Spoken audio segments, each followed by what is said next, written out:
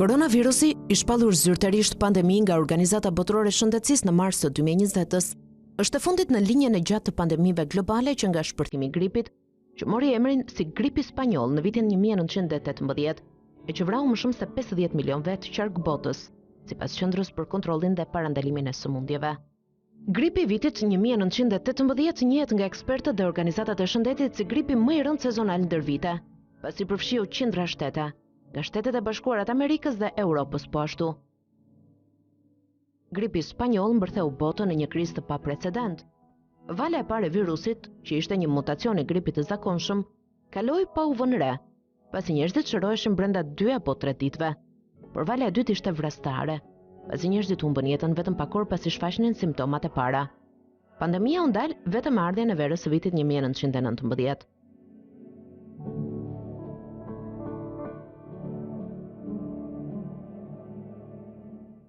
Pas gripit spanjoll ishte radha e gripit aziatik, i cili goditi fillimisht Suedin. Shumë shkolla u detyruan menjëherë të mbyllen. Pandemia zgjati 2 vjet, nga viti 1956 deri në 58-ën, dhe gjatë saj humbën jetën 1.5 deri në 2 milion vetë.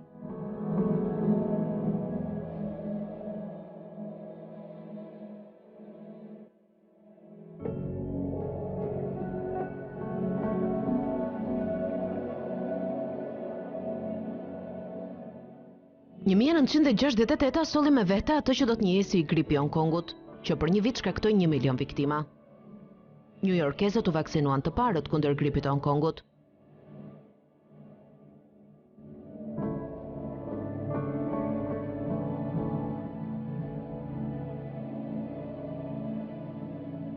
Dr. Whitlock, based on your laboratory findings right up until the present moment, what can you say about the presence of these antibodies or these substances? We can say two things. First, that we do have Hong Kong, A2 Hong Kong in the city. Mund të themi dy gjëra. E para që ekziston gripi i Hong Kong, dhe së dyti, aktualisht një përqindje e madhe e popullsisë tashmë është e infektuar dhe pavarësisht faktit kanë apo nuk kanë simptomat e gripit, ata kanë antitrupa apo substancë që do të luftojnë çdo infeksion tjetër në të ardhmen. Substances that will fight any future infections. Pas SBA-ve ishin italianët ata që nxituan të marrin vaksinën kundër këtij gripi, teksa epidemia tashmë kishte prekur mbi 15 milion italian.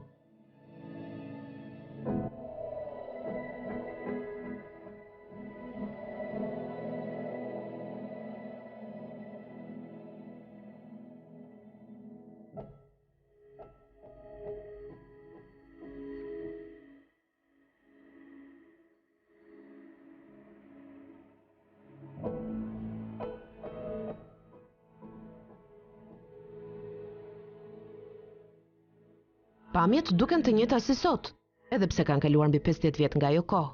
Kudo në laborator realizoheshin teste gjaku, teste serologjike dhe tampon, për të zbuluar sa më shumë rreth këtij gripi, që dukej se do të shkaktonte shumë më shumë viktima.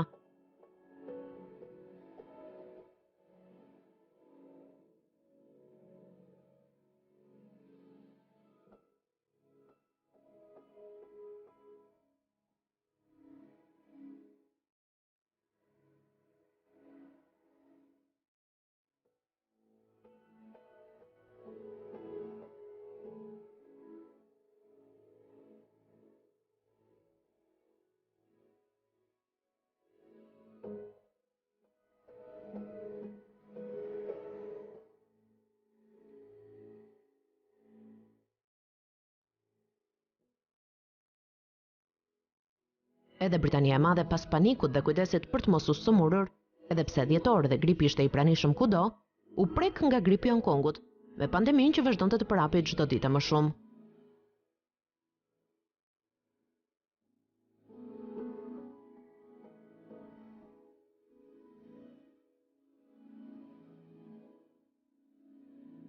Spitalet po mbusheshin, shumë po të i kalonin çdo kapacitet.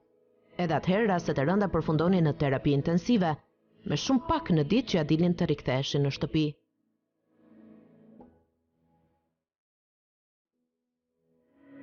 Karantina zgjati shumë, po aq shumë, me javë apo muaj, zgjati edhe qëndrimi në spitale për mira pacient të ftohur.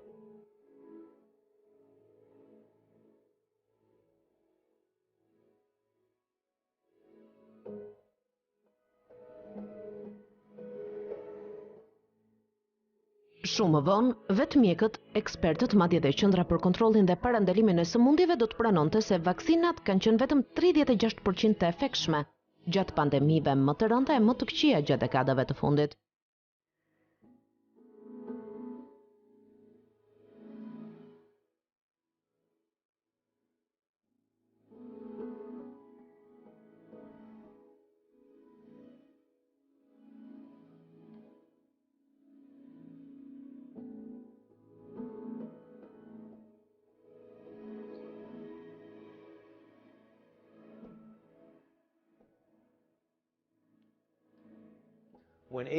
Kur H3N2 bëhet dominues, në përgjithësi duhet të kuptojmë se do të kalojmë një sezon jo aq shumë të lehtë.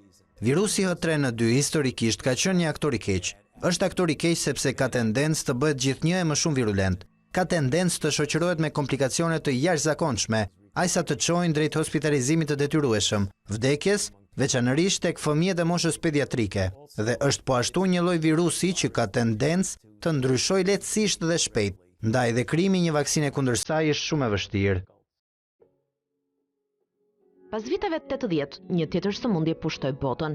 E panjohur fillimisht në ato vite mori për masa të frikshme. Virusi i HIV/AIDS, me vdekjet më të larta të regjistruara në periudhën 2005-2012. Në laboratorët e Londrës, por edhe në shumë shtete amerikane, nisën të kryeshin analizat, por ishte e vështirë të frenoje. Kjo jo vetëm për shkak se ishte e panjohur, por pas viteve 80 dhe kryesisht në vitet 90 në çdo cep të botës, por mbi të gjitha në vendet aziatike, puneset e seksit u përhapën qërsisht dhe paralelisht me to, në shqetësim real po shndërroheshin edhe përdoruesit e drogës, që po te kalonin çdo shifër të raportuar deri në ato kohë.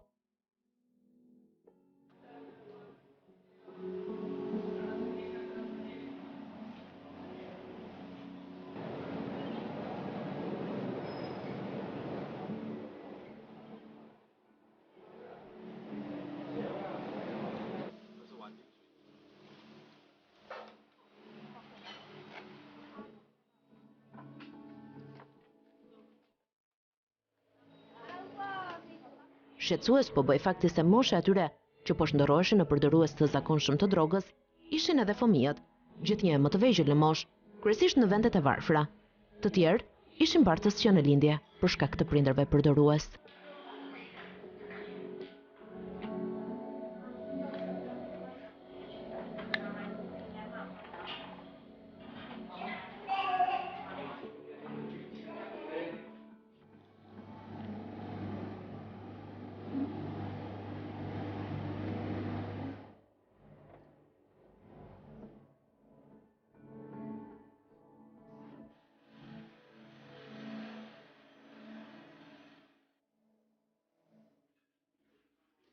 Kina po bëjë epiqendër, bashkë me të Malezia, Uganda, Afrika e Jugut, po ashtu edhe Tajlanda.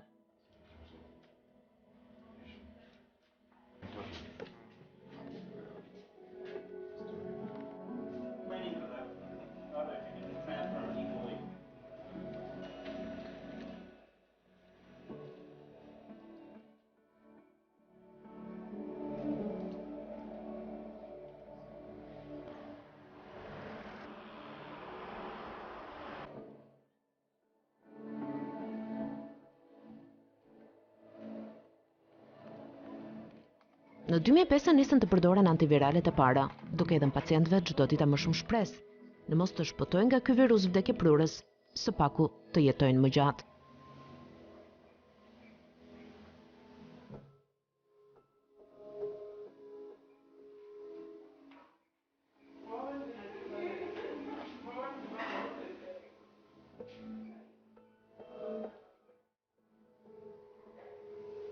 Miความหวังที่จะก้าวหน้าไปอีกหลายปีครับ Më jep shpresë se do të jem në gjendje të jetoj gjatë. U mërzita shumë në fillim kur u infektova me HIV/AIDS, por kur marr këto ilaçe ndihem më mirë.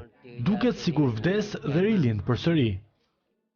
ที่ผมยังเหมือนตายแล้วเกิดใหม่ครับ Në 2019, një pacient pozitiv me HIV/AIDS në Britani ishte i dyti person në botë që u pastrua nga ky virus, fal një transplanti të palsës kockore nga një donator rezistent ndaj HIV/AIDS, thanë mjekët e tij. Thuajse 3 vjet pas operacionit, ku një dhurues jepte qelizat të tij të pastra me një mutacion gjenetik të rrallë, që i rezistonte infeksionit HIV/AIDS dhe më shumë se 18 muaj pasi pacienti nuk kishte marrë më asnjë ilaç antiviral, testet me ndjeshmëri shumë të lartë treguan se në trupin e tij nuk kishte mbetur më as edhe një grimc, as edhe një shenjë infeksionit më parshëm. Rasti i parë i një pacienti të shëruar dhe kuruar nga HIV ishte një Amerikan, Timothy Brown, që u bë i njohur si një pacient në Berlin kur ju nënshtrua po të njëjtit trajtim në 2007.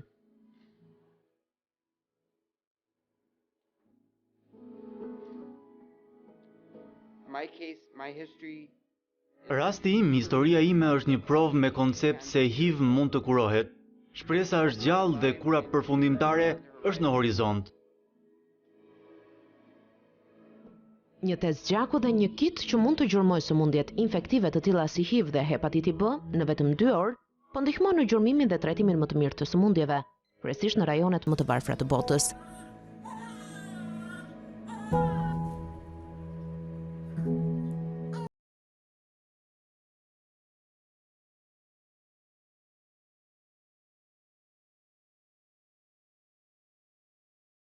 Pajisja u zhvillua nga një ekip shkencëtarësh në Cambridge, drejtuar nga doktoresh Helen Lee, e cila thotë se ky pajisje është e thjeshtë dhe 100% e saktë.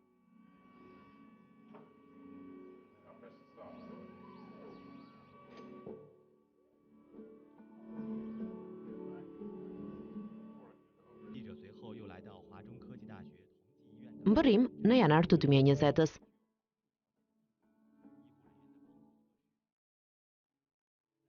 Krejt papritur Wuhani shtrëngoi masat në një përpjekje për të frenuar përhapjen e koronavirusit të ri. Kudo në vend nisi kontrolli dhe matja e temperaturës. Qindra pacient të infektuar me një virus të ri nisën të shtroheshin në spitale, ndërsa në mjetet e transportit publik nisën të përdoreshin kamera termike për të gjurmuar kudo që shfaqte simptoma gripi, temperaturë apo të shtima.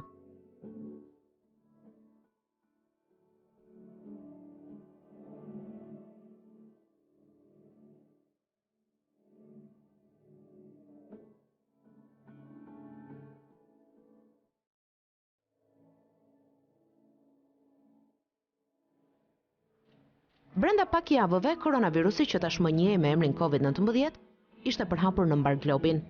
Shtetet nisën izolimin. Kërkimet shkencore vazhdonin. Do të duheshin muaj për të gjetur një vaksinë. Koronavirusi u shndërrua brenda vitit në armiku numër 1 në mbar botën. Për një vit, humbën jetën për shkak të Covid 1 milion të infektuar.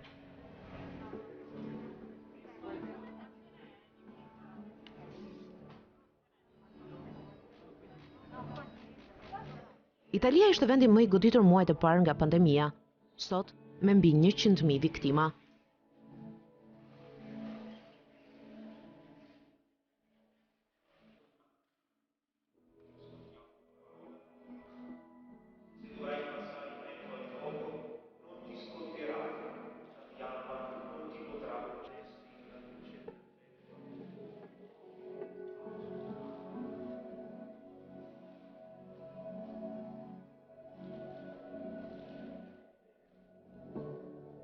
Vetëm në mars të 2020-s, Organizata Botërore e Shëndetësisë e quajti koronavirusin e ri pandemi.